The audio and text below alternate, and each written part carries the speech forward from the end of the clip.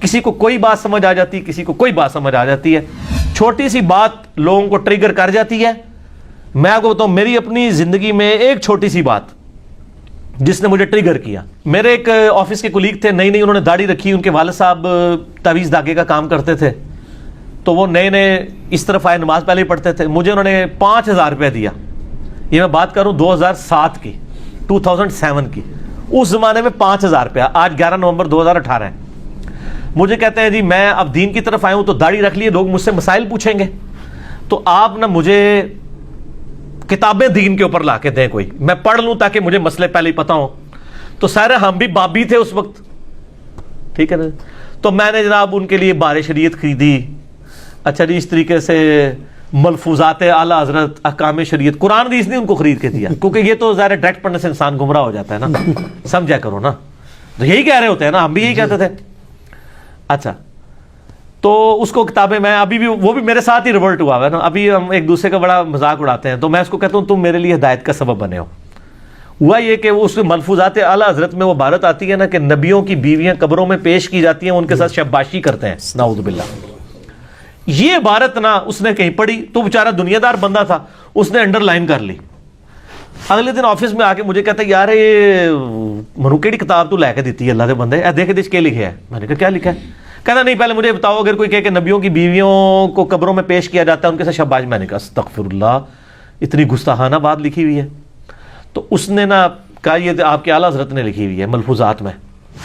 مسئلہ 71B ہے میرا, انڈیا اور پاکستان کے بزرگوں کی 19 گستاخانہ عبارات کا تحقیقی جائزہ, جو سر سینکڑوں نہیں ہزاروں لوگوں کی اصلاح کا سبب ایک لیکچر بنا ہے الحمدللہ.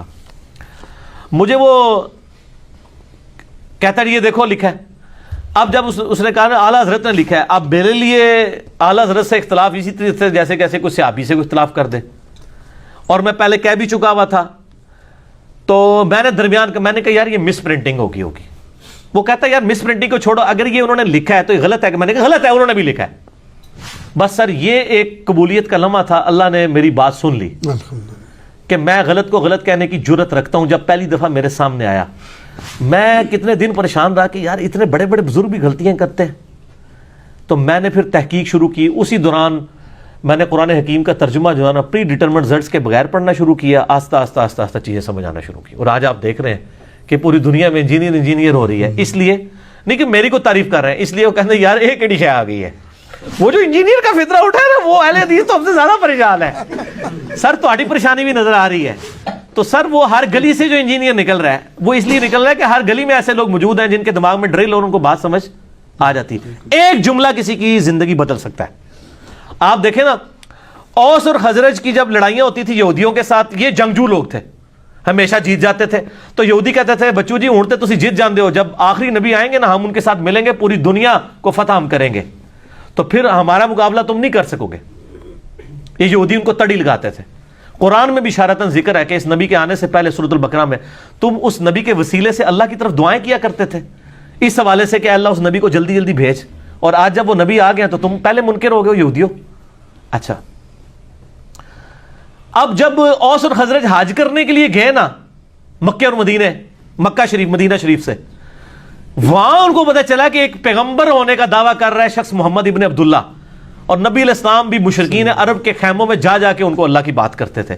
حج کے موقع کے اوپر چونکہ پورے عرب سے لوگ آتے تھے, حضور کہتے تھے چلو یار انہوں نے میری بات نہیں سنی, یہی سن لیں.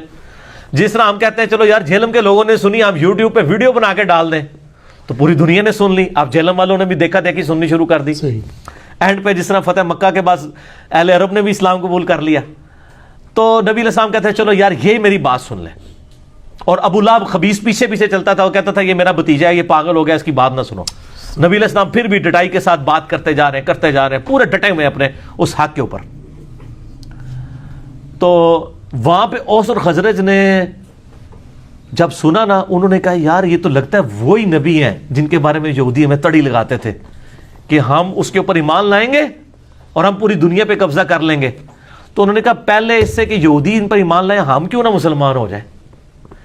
وہ ہدایت جو ڈائریکٹلی یہودیوں کی کتابوں میں تھی, وہ انڈائریکٹلی اوس اور خزرج کے لیے اسلام قبول کرنے کا سبب بن گئی, اور یہودی مر گئے.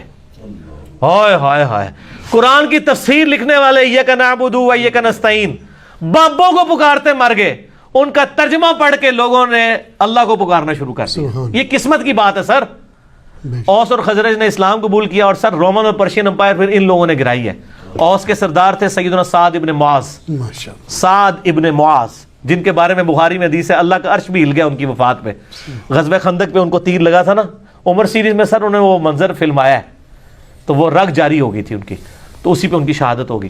اور سعد ابن عبادہ وہ خزرج کے سردار تھے جو 155 اصحاب صفا کا کھانا ان کے گھر سے روزانہ جاتا تھا، ٹھیک ہے۔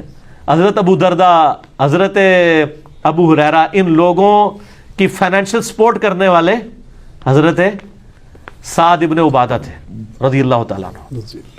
تو سر ان لوگوں نے بات کسی اور کو سمجھائی گئی، تبدیلی کہیں اور آ گئی، بک کہاں اور تھی، تبدیلی کہیں اور آ گئی۔ اس لیے آپ کو کہا جاتا ہے آپ سچی بات کریں تو انشاءاللہ تعالی بات پھیلے گی۔